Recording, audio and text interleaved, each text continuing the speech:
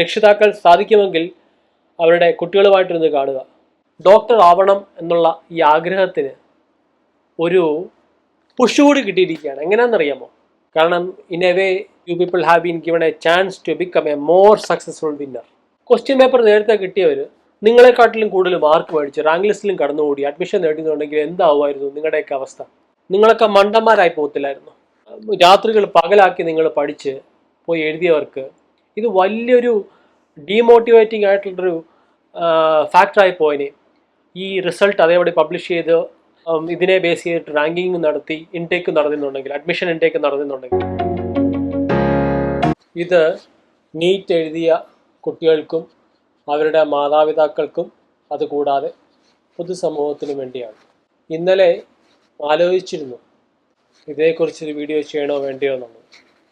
കാരണം ചില കാര്യങ്ങളൊക്കെ എല്ലാവർക്കും അറിയാവുന്നതാണ്, പിന്നെ അതിന് ആവശ്യമില്ലാന്ന് തോന്നും.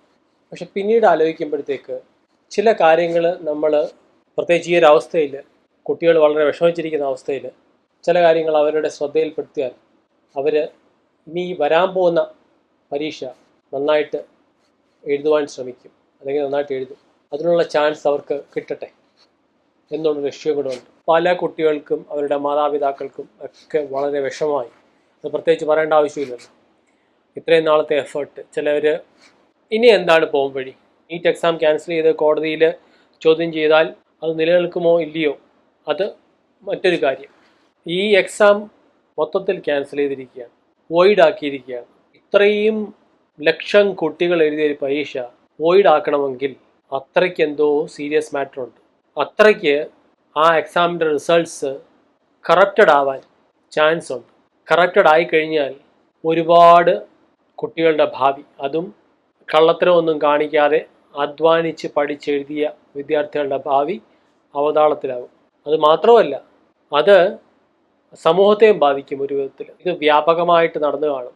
അതുകൊണ്ടായിരിക്കാം ഒരു ഫിൽറ്ററിങ് ചെയ്ത് അത്തരം കാൻഡിഡേറ്റ്സിൻ്റെ റിസൾട്ടിനെ ഒഴിവാക്കി എക്സാമിനേഷൻ റിസൾട്ട് പബ്ലിഷ് ചെയ്ത് അതിൽ റാങ്കിങ് നടത്താൻ NDA തുനിയാത്തത്. കുറഞ്ഞ നമ്പേഴ്സ് ആയിരിക്കില്ല, വലിയ നമ്പേഴ്സ് ആയിരിക്കും. അത് മൊത്തം റിസൾട്ടിനെ ബാധിക്കുന്നുണ്ടാവും. NDA പോലുള്ളൊരു ഏജൻസി പല രീതിയിൽ അത് സെക്യൂർ ആക്കാൻ ശ്രമിച്ചു.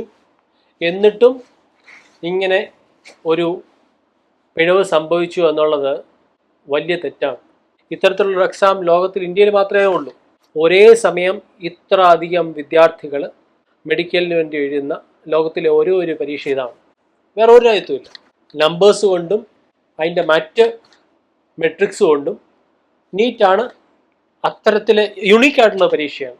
കുറ്റങ്ങളില്ലാതെ പെർഫെക്റ്റ് ആയിട്ട് എല്ലാ കാര്യങ്ങളും ചെയ്യാൻ പറ്റുമെന്ന് ചോദിച്ചു കഴിഞ്ഞാൽ അവിടെ ഇവിടെയൊക്കെ ചെറിയ പ്രോബ്ലംസ് ഉണ്ടാവുമായിരിക്കാം. പക്ഷേ ഇങ്ങനത്തെ ഒരു എക്സാം ആകുമ്പോഴത്തേക്ക് അതിന് പ്രോപ്പറായിട്ടുള്ള സേഫ് ഗാർഡ്സ് ഇൻ പ്ലേസ് ആണോ, അത് എത്ര എഫക്റ്റീവ് ആണ്, അത് കൂടാതെ തന്നെ ഓരോ കാര്യങ്ങൾ ചെയ്തു വരുമ്പോഴത്തേക്ക് അതിനുള്ള ഫീഡ്ബാക്ക് വെച്ചിട്ട് ആ പ്രോസസ്സിനെ വീണ്ടും സ്ട്രീംലൈൻ ചെയ്ത് കൂടുതൽ സെക്യൂർ ആക്കുക, ഇതൊക്കെ ചെയ്യേണ്ടിയിരുന്നു. എനിവേ നടന്നു. എത്ര ദിവസം എടുത്തു? 3-ാം തീയതി നടന്നത്. ഏകദേശം 8 ദിവസത്തിന് ശേഷം ഇങ്ങനൊരു തീരുമാനമെടുത്തു. ഒരു കണക്കിന് നല്ലത് എന്ന് വിചാരിക്കാം. കാരണം എന്തെന്ന് വെച്ചാൽ, ഇത് നീറ്റ് എഴുതിയവർ ശ്രദ്ധിച്ച് കേൾക്കണം. ഒന്ന് ആലോചിച്ച് നോക്കിയേ. നിങ്ങൾ മെനക്കെട്ട് പഠിച്ച് എക്സാം എഴുതി, പക്ഷേ ക്വസ്റ്റ്യൻ പേപ്പർ നേരത്തെ കിട്ടിയവർ നിങ്ങളെക്കാട്ടിലും കൂടുതൽ മാർക്ക് മേടിച്ച് റാങ്ക് ലിസ്റ്റിലും കടന്നുകൂടി അഡ്മിഷൻ നേടുന്നുണ്ടെങ്കിൽ എന്താവുമായിരുന്നു നിങ്ങളുടെയൊക്കെ അവസ്ഥ? നിങ്ങളൊക്കെ മണ്ടന്മാരായി പോകത്തില്ലായിരുന്നു? നിങ്ങളുടെ ഭാവി എന്താകുമായിരുന്നു? രാത്രികൾ പകലാക്കി നിങ്ങൾ പഠിച്ച് പോയി എഴുതിയവർക്ക് ഇത് വലിയൊരു ഡീമോട്ടിവേറ്റിംഗ് ആയിട്ടുള്ളൊരു ഫാക്ടറായി പോയനെ. ഈ റിസൾട്ട് അതേപടി പബ്ലിഷ് ചെയ്ത് ഇതിനെ ബേസ് ചെയ്തിട്ട് റാങ്കിങ് നടത്തി ഇൻടേക്ക് നടന്നുണ്ടെങ്കിൽ, അഡ്മിഷൻ ഇൻടേക്ക് നടന്നുണ്ടെങ്കിൽ, അക്കാര്യത്തിൽ ഇത് ക്യാൻസലേഷൻ നല്ലതെന്ന് പറയാം. ഉർവശി ശാപം ഉപകാരം എന്നൊരു ചൊല്ലുണ്ട്. ഇത് പല രീതിയിലും ഈ നീറ്റിൻ്റെ ടെസ്റ്റ് എഴുതിയവർക്കും അവരുടെ മാതാപിതാക്കളും മനസ്സിലാക്കണം, പൊതുസമൂഹവും. എന്താണെന്നറിയാമോ? വലിയൊരു ചതിയിൽ നിന്ന് അവർ രക്ഷപ്പെട്ടു. അത് മാത്രമോ, ഡോക്ടർ ആവണം എന്നുള്ള ഈ ആഗ്രഹത്തിന് ഒരു പുഷ് കൂടി കിട്ടിയിരിക്കുകയാണ്. എങ്ങനെയാണെന്നറിയാമോ? ഇതിൽ കള്ളത്തരം കാണിച്ചവരെ പിടിച്ചിട്ടുണ്ട്. ആ പിടിച്ചവരിൽ നിന്നും ആർക്കൊക്കെ ഇതിന് പ്രയോജനം കിട്ടിയിട്ടുണ്ട് എന്നറിയാൻ സാധിക്കും. അവരെയൊക്കെ ഡീബാർ ചെയ്യും. ചിലപ്പോൾ ചെറിയ നമ്പേഴ്സ് ആയിരിക്കില്ല, അതിൻ്റെ വ്യാപ്തി വളരെ വലുതാണ്. ആ ഡീബാർ ചെയ്ത് കഴിയുമ്പോൾ അവർക്കിനി എക്സാം എഴുതാൻ സാധിക്കില്ല. അതിനനുസരിച്ച് അധ്വാനിച്ച് പഠിച്ച് പരീക്ഷ എഴുതുന്നവർ, അവരിൽ സബ്സ്റ്റൻസ് ഉണ്ട്. If they are capable, they will surely be in the top ranks. അവർ അർഹിക്കുന്ന പരിഗണനയും സീറ്റുകളും ലഭ്യമാവും. അതിനനുസരിച്ച് ആ റാങ്കിങ്ങിൽ ഉള്ള മറ്റുള്ളവർക്കും. നല്ല കാര്യമല്ലേ?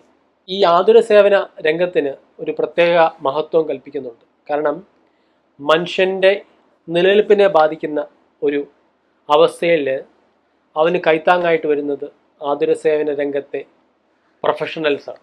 നീറ്റിൻ്റെ എക്സാം ഒരു മെഡിക്കൽ ആസ്പിറൻറ്റിൻ്റെ എല്ലാ കഴിവുകളെയും അസസ് ചെയ്യുന്നൊരു എക്സാമാണ്, അല്ലെങ്കിൽ അസസ്മെൻറ്റിൽ 100% നീതി പുലർത്തുന്ന ഒരു എക്സാമാണ് എന്ന് ഞാൻ വിചാരിക്കുന്നില്ല.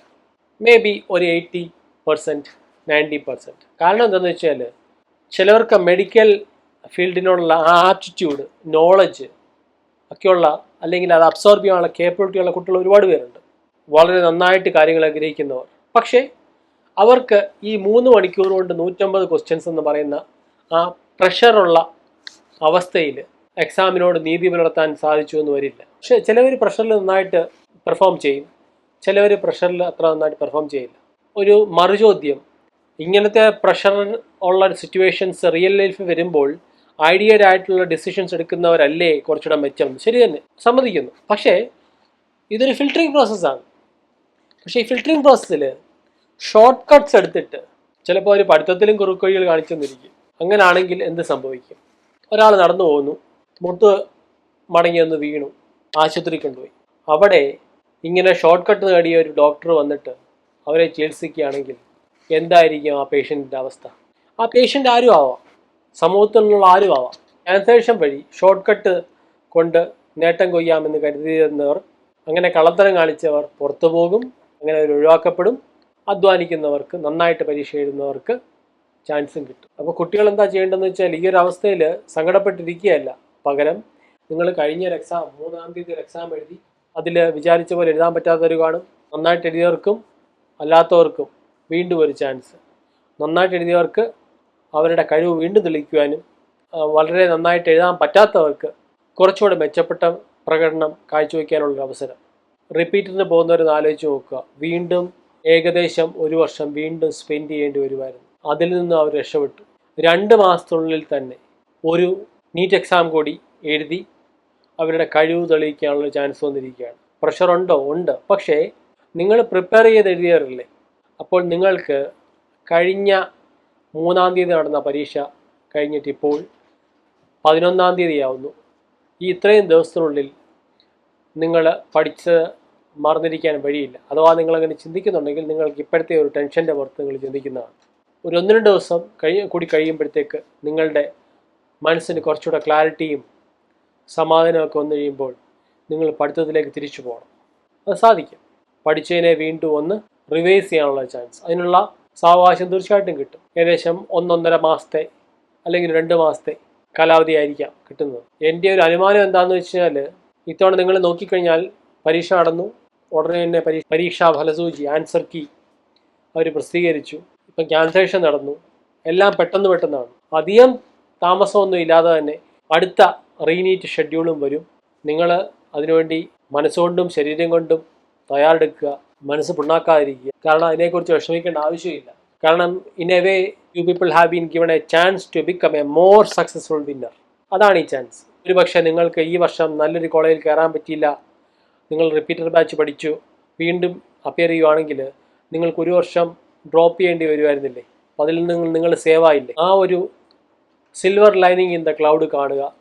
കൂടാതെ നിങ്ങളുടെ മെറ്റിൽ വീണ്ടും പ്രൂവ് ചെയ്യാനുള്ള അവസരം കൂടിയാണ്. കുട്ടികളുടെ രക്ഷിതാക്കളും എന്താണ് ചെയ്യേണ്ടതെന്ന് വെച്ചാൽ, ഡീമോട്ടിവേറ്റഡ് ആവാതിരിക്കാൻ ശ്രമിക്കുക. ഇതിനകത്തെ പ്ലസ് കാണുക. അതിൽ നിന്ന് നിങ്ങൾ എനർജി ഉൾക്കൊണ്ട് ഇനി നടത്താൻ പോകുന്ന നീറ്റ് എക്സാം നല്ല രീതിയിൽ പെർഫോം ചെയ്യാൻ ശ്രമിക്കുക. ഫ്രോഡ് കാണിച്ച ആസ്പിറൻസ് എല്ലാം ഇതിൽ നിന്നും വീഡഡ് ഔട്ട് ആവുകയാണ്. അതൊരു നല്ല നമ്പർ കാണും, അതുകൊണ്ടാണ് ക്യാൻസൽ ചെയ്തത്. അപ്പം നിങ്ങളുടെയൊക്കെ ചാൻസസ് കുറച്ചുകൂടെ ബ്രൈറ്റൻ അപ്പ് ആവുകയാണ്. 1. 2, നിങ്ങൾ നീറ്റിൻ്റെ എക്സാമിൽ ഒരു മോഡൽ എക്സാം എഴുതി പരിശീലിച്ചു എന്ന് മാത്രം കരുതുക. മെയ് 3-ന് നിങ്ങളതാണ് ചെയ്തത്. പ്രിപ്പയർ ചെയ്തവർക്ക് വീണ്ടും ഒന്ന് ബ്രഷപ്പ് ചെയ്യുന്നതിനും ചില പോർഷൻസ് സ്കിപ്പ് ചെയ്തവർക്ക് ആ പോർഷൻസ് കവർ ചെയ്ത് വീണ്ടും അവരുടെ ചാൻസസ് ഒന്നുകൂടെ കൂട്ടുന്നതിനും വേണ്ടി ഉള്ള അവസരമായിട്ട് ഇത് കാണുക. കുറേ കളകൾ ഇതിനകത്തുനിന്ന് പറിച്ചെറിയപ്പെട്ടു, അല്ലെങ്കിൽ പറിച്ചെറിയപ്പെടും. നിങ്ങളുടെ റാങ്കിങ് മെച്ചപ്പെടും. നല്ല നല്ല മെഡിക്കൽ കോളേജിൽ നിങ്ങൾക്ക് പഠിക്കാനുള്ള അവസരം ഉണ്ടാകും. അതാണ് നിങ്ങൾ മനസ്സിൽ വെക്കേണ്ടത്. ആ ഒരു നല്ല കാര്യം കണ്ടുകൊണ്ട്, ആ ഒരു നല്ല വശം കണ്ടുകൊണ്ട് നിങ്ങൾ പഠിക്കുക. പിന്നെ മറന്നുപോയി എന്നൊക്കെ നിങ്ങൾ ചിന്തിക്കുന്നില്ലേ, അത് നിങ്ങളുടെ ഇപ്പോഴത്തെ ഒരു മാനസികാവസ്ഥ വെച്ചിട്ടാണ്. നിങ്ങൾ കുറച്ച് ടൈം കൊടുക്കും മനസ്സിന്, ഒരു 1-2 ദിവസം കൂടെ സമാധാനമായിട്ടിരിക്കുക. ഈ ഒരു നല്ല വശങ്ങളൊക്കെ കാണുക, സ്വയം സമാധാനിക്കുക, അന്യോന്യം സമാധാനിപ്പിക്കുക, മാതാപിതാക്കൾ അവരുടെ കുട്ടികളെ സമാധാനിപ്പിക്കുക. Let them regain their peace of mind. എന്നിട്ട് അവർ വേഗം പഠിത്തത്തിലേക്ക് വരട്ടെ. പഠിച്ചതൊന്നും അത്ര വേഗമൊന്നും ആരും മറക്കില്ല. നന്നായിട്ട് പഠിച്ചിട്ടുണ്ടെങ്കിൽ അത് മറക്കാനുള്ള ചാൻസസ് വളരെ കുറവാണ്. ചിട്ടയോടുകൂടി ഇതിനെ സമീപിക്കുകയാണെങ്കിൽ ചിലർക്ക് ഇത് ബ്രഷപ്പ് ആവാം, ചിലർക്ക് കഴിഞ്ഞ പോർഷൻസ് കവർ ചെയ്യാനുള്ളൊരു ചാൻസ് ആവാം. ഒപ്പം തന്നെ എഴുതിയവർക്ക്, നല്ല രീതിയിൽ എഴുതിയവർക്ക് അവരുടെ ചാൻസസ് വീണ്ടും മെച്ചപ്പെടുത്തുവാനും, നല്ല രീതിയിൽ എഴുതാൻ പറ്റാത്തവർക്ക് വീണ്ടും മികച്ച രീതിയിൽ എഴുതാനുള്ളൊരു ചാൻസും അതിനായിട്ട് ഇതിനെ കാണുക.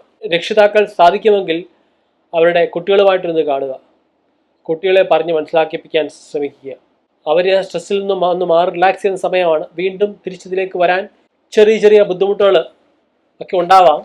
പക്ഷേ അത് രക്ഷിതാക്കളൊന്ന് മനസ്സിലാക്കി ഒന്ന് അഡ്ജസ്റ്റ് ചെയ്ത് അവരുടെ ആ മൂഡ് സ്വിങ്സ് ഒക്കെ ഒന്ന്, അല്ലെങ്കിൽ ഒന്ന് അവരുടെ ആ മൂഡ് ഫ്ലെയറപ്പുകളൊക്കെ ഒന്ന് മനസ്സിലാക്കി അവരെ വഴക്ക് പറയാതെ അവസ്ഥ, ആ ഒരു സിറ്റുവേഷൻ മനസ്സിലാക്കി പെരുമാറിക്കഴിഞ്ഞാൽ രക്ഷിതാക്കൾക്കും പിന്നീട് ഇത് ഈസി ആയിരിക്കും.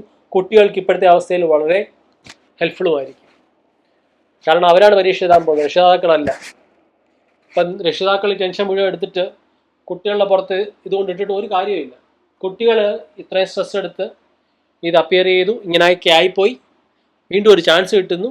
അപ്പോൾ രക്ഷിതാക്കൾ അവർ ഒന്നുകൂടൊന്ന് ദെയർ ഇമോഷൻസ് ഇൻ ഡിസ്ട്രൈഡ്. കുട്ടികൾ അവർക്കൊരു കുറച്ച് ലീവേ കൊടുക്കുക, അവരെ ഒന്ന് സമാധാനിപ്പിക്കുക. അവർ വീണ്ടും നല്ല ഒരു മനസ്സോടെ, ശാന്തമായ ഒരു മനസ്സോടെ ഈ പരീക്ഷയെ സമീപിക്കാൻ, പരീക്ഷയ്ക്ക് വേണ്ടി പ്രിപ്പയർ ചെയ്യാനുള്ള അവസരം ഉണ്ടാക്കി കൊടുക്കുക. അമിതമായ പ്രശ്നങ്ങൾ ഇടാതിരിക്കുക. അവർ യങ് അഡൾട്ട്സ് ആണ്. They will spring back to this kind of competitive things easily. Stress കാണും, ഇറ്റ്സ് ദെയർ എവരിവെയർ. പക്ഷേ തമ്മിൽ നിന്ന് മനസ്സിലാക്കി നിൽക്കുക. സമൂഹത്തിലുള്ളവരും സാധിക്കുമെങ്കിൽ ഇങ്ങനെയുള്ളവർക്ക് ഒരു കൈത്താങ്ങാവാൻ ശ്രമിക്കുക. കാരണം നല്ല ഡോക്ടർമാർ വരുന്നത് സമൂഹത്തിന് നല്ലതാണ്. കാരണം ഭാവിയിൽ ചിലപ്പം നല്ല ഡോക്ടർമാരുടെ അടുക്കൽ നിങ്ങൾ ചികിത്സയ്ക്ക് പോയി കഴിഞ്ഞാൽ അത് നിങ്ങളുടെ ആരോഗ്യത്തിന് നല്ലതാണ്, നമ്മുടെ എല്ലാവരുടെ ആരോഗ്യത്തിന് നല്ലതാണ്. നല്ല നല്ല ഡോക്ടർമാർ ഉണ്ടാവട്ടെ. May the good ones, may the best succeed. നന്ദി, നമസ്കാരം.